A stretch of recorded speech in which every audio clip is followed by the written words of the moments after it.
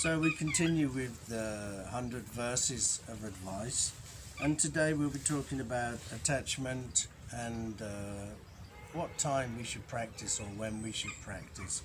So the first verse says, "The very thing you feel attached to, let go of it. There isn't anything you need." I've spoken a lot about attachment before, but I just want to go over the key points of attachment. So the things we get attached to really is everything these days. We get attached to our phones, we get attached to the people we like, our family, our friends, we get attached to the food we eat, we get attached to our hair, we get attached to our clothes, the way we look, we get attached to all things. And the root of that, the root of why we get attached to things is because we believe we have this permanent self. So many of us have been brought up with the notion that we have a soul, and this soul goes from life to life. So then we're given this notion that we have a permanent, independent self that will go from life to life. But in Buddhism, we don't talk about a soul. In fact, Buddha said there was no soul. So he's saying there is no permanent and individual soul or self. So that means that there is nothing that is permanent with us. So we're just like a flowing river, really. I mean, all our thoughts, our feelings, our emotions, our experiences, our perceptions, our bodies, everything about us, our minds, everything is constantly changing, is constantly flowing. So if we understand this, then there's nothing for us to get attached to, because just like us, everything else is also impermanent. So here impermanent means there's no intrinsic self in anything. It's all made up of two or more parts. So when something is made up of two or more parts, it means it breaks down, it changes. So we know this if we look in the mirror, or if we look at a photo of ourselves 30 or 20 years ago, we're completely different people. We look around us, the seasons change, the colours of the leaves change, everything is changing around us. So on one level, on an intellectual level, we know that everything is impermanent. But deep inside of us, we still have this feeling that, I'm permanent and I'm here and this is a real me, and all the identities we build around this permanent self causes us to get attached to things, because if we realize there is no solid I, then we can't say this is my phone and my house and my friend and this is my hair and my clothes. And it's only because we believe that we are a solid and independent thing that we say these things. So the root of our attachment, if we can break the root, which is understanding there is no solid permanent self, then we break our attachments, because we'll understand there's nothing to get attached to. So this doesn't mean that we should be detached from everything. We're not talking about, detaching ourselves from our belongings or detaching ourselves from other people. What we're really talking about is that we're not trying to control, we're not trying to hold on to these things.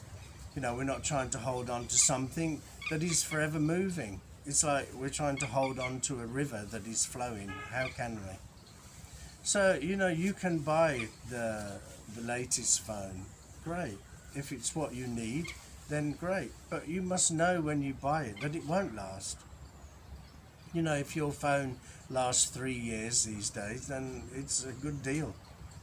And the same with people. People come into our lives. We should enjoy them while they come into our lives and not hold on to them.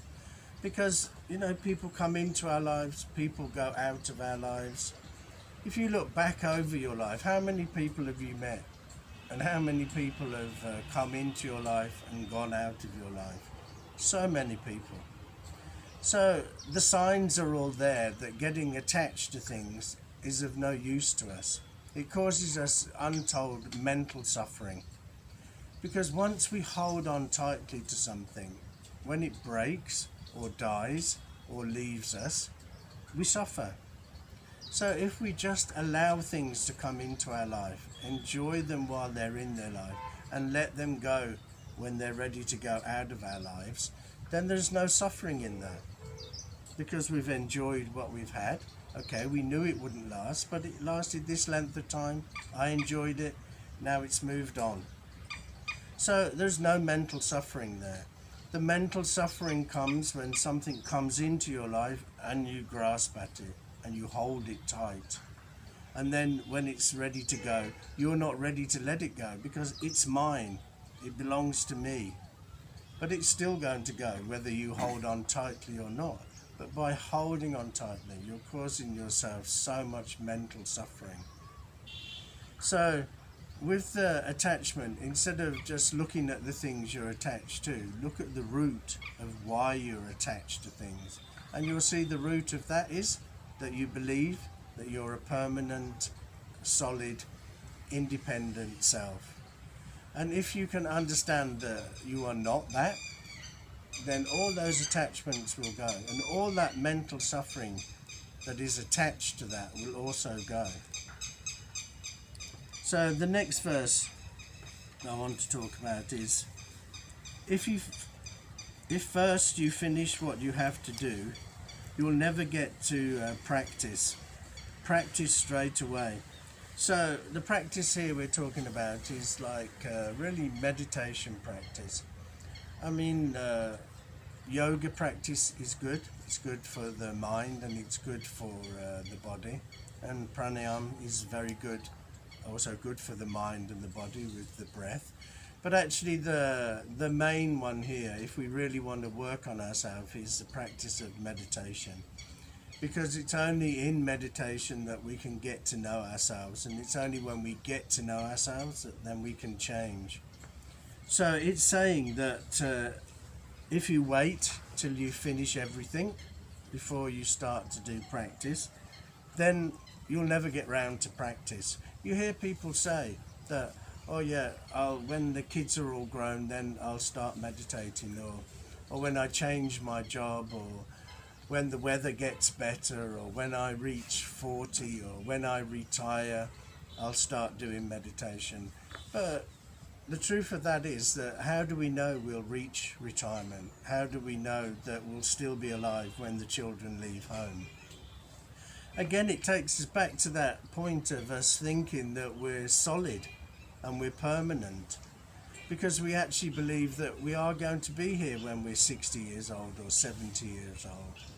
But we don't have that guarantee. Nobody can give you that guarantee. There's only one thing we get a guarantee on in life, is that as soon as you're born, you're heading towards death. That's the only thing you can really guarantee in your life. So if we wait until a certain time before we start doing meditation practices or other yoga or whatever practices, then we'll never get round to those practices. It will never be a good time to reach those practices. If you look at a farmer looks, and when the field is ripe for planting seeds, straight away he plants the seeds. He doesn't think, okay, then I'll wait for another week or two. Or when he bringing his crop in, when the weather is correct and the crops are good, straight away the farmer brings them in. He doesn't wait, because he knows this is the time I should be doing that. We should be like the farmer. We should be looking that this is the right time to do practice. And the right time is now. Because it's now that we can be working on our minds. If you see that all that mental suffering that we have in our life, the biggest part of that suffering is coming from you. You are causing yourself all this mental suffering. So if you find a way of releasing that mental suffering, it means you're going to go through life with less suffering in it. And we all want that. I mean, let's face it, everybody wants to have some form of happiness, and nobody wants to suffer. So when you're looking at, when should I start doing meditation? When should I start looking inward? When should I start looking at myself and looking at the things I can change? The time to do that is now. There is no other time. There is no time to wait. If you wait, you may not be here to do it, and then you've missed that perfect opportunity. We have one chance of life in this body here. So if we're just going to waste this time, then when it comes to our death, then we're going to regret that death. And nobody wants to be lying on their deathbed with big regret. Oh, I wish I'd have started my meditation sooner. It's too late then. Just as you're taking your last breath, I mean, you can't then think, oh, I should have done it. Too late. Start practicing now, and practice every day. The person who is going to benefit from this practice is you. And the person that's going to stop you doing this practice, unfortunately, is also you. You're the one that's going to tell yourself, oh, I'm too busy to meditate today, or I'm too tired, or I've got too many things to do, or, maybe I'll do it tomorrow, or the next day, or the next day. You're the one that will benefit. It's you that's got to train your mind to sit down and go inward and start looking at why you do certain things. Why do I constantly do these things that never work out for me? I keep on doing the same concepts, the same patterns, and I keep getting the same results. Why is that? The only way we can find out about that is by looking inside, going inward. So the time to do your practice is now, and to do it every day, and to make sure that you do it just enough time every day to work on yourself. The beginning, start the day with meditation practice. It's okay, 10-15 minutes every day is great. You don't have to do 1 hour, just 10-15 minutes every day. Throughout the day, try to be as mindful as you can. Keep bringing yourself back to mindfulness. Keep bringing yourself back to the breath. Bringing yourself back to the moment. At the end of the day, just sit and reflect back over the day. What worked for me today? Because by looking at what worked, then I'll reinforce it. Then I'll act that way again. Looking at what didn't work for you. And then saying, okay, why didn't this work? How could I have acted differently? In that way, you can change. And next time this situation comes up, you can act in a different way. So by doing these practices, simple practices, 10-15 minute meditation, keep bringing yourself back to the present moment throughout the day. And then 10 or 15 minutes reflection practice at the end of the day. These simple exercises are going to change your life. They're for you. They're not for people outside of you. I mean, if you change, obviously they will benefit. But the change is going to be for you. So it's you that has to make that commitment to do these changes, to do your meditation, to do your mindfulness, and to do your reflection practices. And the last verse ties into this one quite nicely, really. It said, inside the forest, monkeys may be living happily at ease, but at the edges of the forest, the fire's closing in around them. And that's exactly what we are. We're like monkeys in the middle of this big forest, and we're all swinging around and having fun and getting distracted and getting attached. And, we're just swinging from one desire to another desire. But yet on the outside of the forest, there's a big fire burning, and it's coming closer and closer and closer. And all the time you're just swinging about, having fun, not caring about anything. And that fire will come closer. And one day, the fire will consume you. And then if you haven't then done your meditation, your mindfulness and your reflection practice, it's at that point then you're going to regret. We don't know how fast this fire is coming in on us. But we do know that the fire is there.